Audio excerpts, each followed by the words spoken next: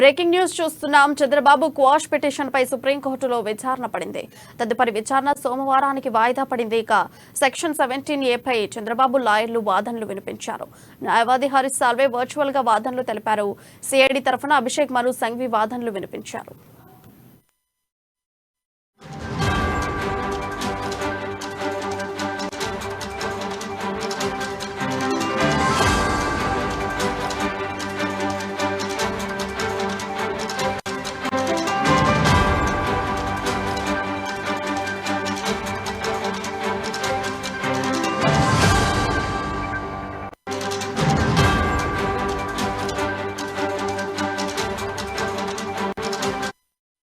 Chandrababu quash petition పై సుప్రీంకోర్టులో విచారణ పడింది. తదుపరి విచారణ సోమవారం జరగనుంది. సెక్షన్ 17A పై చంద్రబాబు లాయర్లు వాదనలు వినిపించారు. ఇక ఇదే అంశంపై మరింత సమాచారం మా ఇన్పుట్ ఎడిటర్ శ్రీనివాస్ తెలియజేస్తారు. శ్రీనివాస్, చెప్పండి అప్డేట్స్. రైట్ ప్రియా, ఏదైతే సుప్రీంకోర్టులో చంద్రబాబు నాయుడు స్క్వాష్ పిటిషన్ కి సంబంధించి చంద్రబాబుకి ఎదురు దెబ్బ తగిలిందని చెప్పొచ్చు.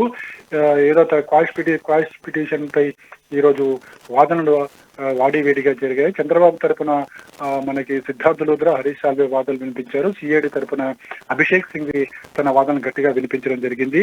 ఏదైతే తనపై పెట్టిన కేసులు అక్రమమైన కేసులు అనేది కాకుండా ప్రధానంగా 17A అరెస్ట్ కి సంబంధించి 17A మీదనే వాదనలు వినిపించడం జరిగింది. 17A వర్తించదని ఒకరు, వర్తిస్తుందని ఒకరు, ఇలా తీవ్రంగా వాగ్వాదాలు జరిగాయి. అయితే హరీష్ సాల్వే ఆన్లైన్ ద్వారా తన వాదన వినిపించడం జరిగింది.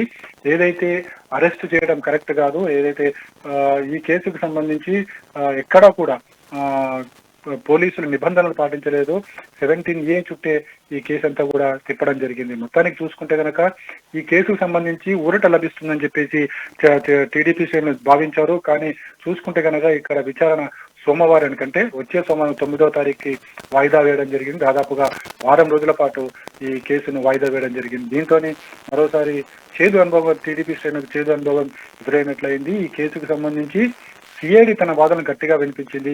ఏదైతే చంద్రబాబు అరెస్టుకు సంబంధించి కేసు జరిగిన తేదీని పరిగణలోకి తీసుకోవాలి తప్ప విచారణ తేదీని కాదని చెప్పేసి సిఐడి అధికారులు వాదిస్తే, లేదు విచారణ తేదీని పరిగణలోకి తీసుకోవాలని చెప్పేసి కూడా చంద్రబాబు తరపు న్యాయవాదులు ఆర్గ్యుమెంట్ చేయడం జరిగింది. అయితే చివరికి ఈ కేసుని సోమవారానికి వాయిదా వేశారు.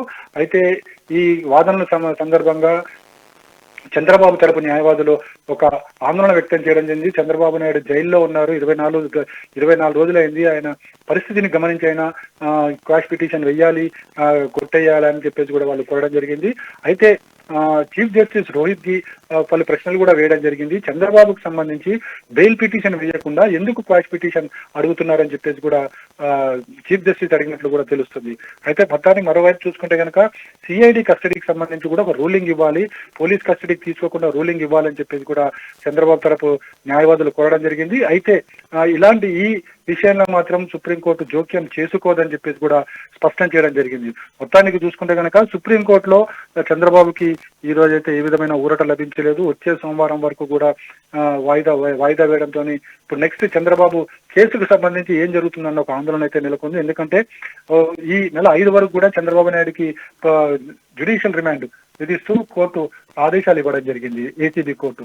నెక్స్ట్ 9వ తారీఖు వరకు కూడా చంద్రబాబు నాయుడు కేసుకు సంబంధించి ఏ విధమైన విచారణ సుప్రీంకోర్టులో వచ్చేది లేదు. కాబట్టి నెక్స్ట్ చంద్రబాబు జ్యుడిషియల్ మీద ఇప్పుడు ఇంపాక్ట్ పడుతుంది. అదేవిధంగా సిఐడి అధికారులు కస్టడీ కోరుతున్నారు కాబట్టి కస్టడీకి కూడా ఇస్తారా లేదా అనేది కూడా చూడాల్సిన అవసరం ఉంది. ఎందుకంటే ఇంకా వారం రోజులు, 6 రోజుల పాటు సమయం ఉంది కాబట్టి సిఐడి మరో 5 రోజుల పాటు విచారణ కోరుతుంది. కాబట్టి ఇప్పుడు సిఐడి విచారణను ఏసీబీ కోర్టు యాక్సెప్ట్ చేస్తుందా లేదా, నెక్స్ట్ చంద్రబాబు రిమాండ్ కు సంబంధించి పొడిగిస్తారా లేదా అనేది ఈ 2 క్వశ్చన్లు కూడా ఇప్పుడు ఉత్పన్నమవుతున్నాయి. దీని మీద ఒక ఉత్కంఠ అయితే మళ్ళీ ఒకసారి నెలకొందని చెప్పొచ్చు. దీనికి సంబంధించి ఏసీబీ కోర్టుకి ఇప్పుడు సెంటర్ ఆఫ్ ఇది కాబోతుంది. అదేవిధంగా ఈ రోజు మధ్యాహ్నం 2:15 ఇన్నర్ రింగ్ రోడ్ కి సంబంధించి కూడా ఈ బెయిల్ పిటిషన్ మీద కూడా వాదనలు ఉండబోతున్నాయి. కాబట్టి ఈ వాదనల మీద కూడా ఇప్పుడు ప్రభావం చూపబోతుందని చెప్పొచ్చు ప్రియా. అయితే శ్రీనివాస్, వరుస వాయిదాలు చూస్తుంటే అసలు చంద్రబాబుకి బెయిల్ దొరుకుతుందా లేదా అన్న కోణాన్ని మనం అసలు ఏ విధంగా చూడవచ్చు మనం దీన్ని? ఒకటి, ఇందాక సుప్రీంకోర్టు స్పష్టంగా చెప్పింది, ఎందుకు మీరు బెయిల్ పిటిషన్ వేయడం లేదు, ఎందుకు క్వాష్ పిటిషన్ అడుగుతున్నారు? ఎందుకంటే ఇప్పటివరకు కూడా చంద్రబాబు తరపు న్యాయవాదులు ఈ స్కిల్ స్కామ్ కేసుకు సంబంధించి బెయిల్ పిటిషన్స్ ఎక్కడ కూడా చేయట్లేదు. మనకి హైకోర్టులో వేసినప్పుడు కూడా స్క్వాష్ పిటిషన్ వేశారు, అక్కడ కూడా హైకోర్టు కొట్టేసింది, అక్కడ కూడా బెయిల్కి వెళ్ళలేదు. కేవలం ఇన్నర్ రింగ్ రోడ్కి సంబంధించి బెయిల్ అడుగుతున్నారు తప్ప ఈ స్కిల్ స్కామ్ కేసులో ఎందుకు బెయిల్ పిటిషన్ వేయడం లేదు, బెయిల్ ఎందుకు కోరుకోవడం లేదని చెప్పేసి కూడా పదే పదే అడుగుతున్నారు. అదేవిధంగా క్వాష్ ఎందుకు అడుగుతున్నారు అని చెప్పేసి కూడా చీఫ్ జస్టిస్ ఆఫ్ ఇండియా ప్రశ్నించడం జరిగింది. అయితే ఇక్కడ ప్రధానంగా చూసుకుంటే కనుక కేసు విషయంలో మెరిట్స్ అన్ని కూడా చంద్రబాబు నాయుడుకు వ్యతిరేకంగా ఉన్నాయి, సాక్ష్యాలన్నీ కూడా చంద్రబాబు నాయుడుకు వ్యతిరేకంగా ఉన్నాయి. చంద్రబాబు నాయుడు డైరెక్ట్ గా ఇన్వాల్వ్మెంట్ ఉంది, ఆయన 13 చోట్ల చేసిన సంతకాలు ఉన్నాయి. అదేవిధంగా నేరుగా కేబినెట్ ని కాదని చెప్పేసి నేరుగా స్కిల్ డెవలప్మెంట్ కార్పొరేషన్ ఏర్పాటు చేయడం, ఇలాంటివన్నీ కూడా సాక్ష్యాలన్నీ కూడా సిఐడి న్యాయవాదులు సుప్రీంకోర్టు ముందు ఉంచడం జరిగింది. సో వీటన్నిటి మీద కూడా ఇప్పుడు సుప్రీంకోర్టు స్టడీ చేయాల్సి ఉంది. సో 17A వర్తిస్తుందా లేదా అనేది పక్కకు పెడితే ఇప్పుడు ఇందులో కేసులో మెరిట్స్ ఏ విధంగా ఉన్నాయి, చంద్రబాబుకు వ్యతిరేకంగా ఎంత ఉన్నాయి, అదేవిధంగా చంద్రబాబుకు అనుకూలంగా ఎంత ఉన్నాయి అనేవన్నీ కూడా ఇప్పుడు సుప్రీంకోర్టు పరిగణలోకి తీసుకుంటుంది. ఆ తర్వాతే మళ్ళీ 9వ తారీఖు విచారణ చేపడుతుంది. సో ఇప్పటివరకు కూడా చంద్రబాబు నాయుడుకి బెయిల్ వచ్చే అవకాశాలు చాలా తక్కువగానే ఉన్నాయి. ఎందుకంటే 9న సుప్రీంకోర్టులో ఉంది కాబట్టి 9 వరకు కూడా చంద్రబాబు బయటకు వచ్చే అవకాశాలు అయితే ఇప్పటివరకు అయితే 9 వరకు అయితే లేవని మనం చెప్పొచ్చు. ప్రియా, ఇప్పుడు ఈ సిచ్యువేషన్ చూసుకున్న తర్వాత చంద్రబాబు తరఫున లాయర్లు నెక్స్ట్ ప్రణాళిక ఏం సిద్ధం చేయబోతున్నారు?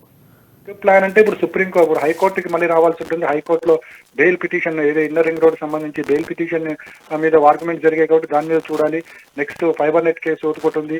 అదేవిధంగా సుప్రీంకోర్టులోనే అంగళ్ళు కేసు ఏదైతే పుంగనూరులో జరిగిన అంగళ్ళ కేసు ఉంది, ఆ కేసులో కూడా నిందితుల్ని బెయిల్ ఇవ్వడానికి తప్పుపడుతున్నారు. దాని మీద కూడా ఒకసారి ఆ నిందితులకు బెయిల్ రద్దు చేస్తే కనుక నెక్స్ట్ ఈ పుంగనూరు కేసులో చంద్రబాబు నాయుడు A1గా ఉన్నారు, అక్కడ చంద్రబాబు నాయుడుకి మళ్ళీ అక్కడ ఏమన్నా అరెస్ట్ జరిగితే అదొక ప్రాబ్లం ఉంది. అదేవిధంగా ఇన్నర్ రింగ్ రోడ్ లో చంద్రబాబు నాయుడు A1గా ఉన్నారు, అదేవిధంగా ఫైబర్ నెట్ కేసులో ఉన్నారు. సో ఈ కేసులన్నీ కూడా వరుసగా ఉన్నాయి, ఒకదాని తర్వాత ఒక్కొక్క కేసు లైన్ లో పెట్టుకుంటూ పోయారు. వన్స్ ఒకవేళ చంద్రబాబు నాయుడుకి ఒక కేసులో ఊరట లభిస్తే వెంటనే రెండో కేసు కూడా అక్కడ తెర మీదకి వచ్చే అవకాశం ఉంది. సో ఇప్పటివరకు న్యాయ నిపుణులు చెప్తున్న దాన్ని బట్టి చూసుకుంటే కనుక ఇప్పట్లో చంద్రబాబు నాయుడు బయటికి వచ్చే అవకాశాలు ఎంతవరకు ఉన్నాయంటే ప్రశ్నార్థకమని మనం చెప్పాలి. ప్రియా, చంద్రబాబు తరఫున లాయర్ల వాదన స్ట్రాంగ్ గా లేకపోవడం వల్లనే ఆయన ఇంకా కూడా క్వాష్ పిటిషన్ జడ్జిలు అంగీభావం తెలపట్లేరు అని మనం అనుకోవచ్చా? అలాగుండదు. ఇప్పుడు కూడా చట్టం అనేది అన్ని కూడా చట్టాలు, అందులో ఉన్న పాయింట్స్, దాని మీదనే మెరిట్స్, అదేవిధంగా మిగతా అంశాల మీదనే డిపెండ్ అయి ఉంటుంది తప్ప ఏదైతే ఆర్గ్యుమెంట్స్ అనేవి ప్రతి ఒక్కరు కూడా బలంగానే తమ ఆర్గ్యుమెంట్స్ వినిపిస్తారు. ఆర్గ్యుమెంట్స్ లో ఎంత అది ఉందనేది చూసుకున్నా ఆపోజిషన్ లో కూడా ఏ స్థాయిలో అక్కడ ఆర్గ్యుమెంట్స్ జరుగుతున్నాయి, వాళ్ళు పెట్టిన ఏవైతే మనకి ఆధారాలు కావచ్చు వాటన్నింటి కూడా పరిగణలోకి తీసుకోవాల్సి ఉంటుంది. కాబట్టి ఆర్గ్యుమెంట్స్ విన్న తర్వాత అక్కడ ఇచ్చే ఆధారాలు ఉంటాయి, ఆధారాలన్నీ కూడా జడ్జి చూసిన తర్వాతనే ఒక రూలింగ్ అనేది, ఒక జడ్జిమెంట్ అనేది ఇస్తారు. Priya, right, thank you Srinivas for the updates.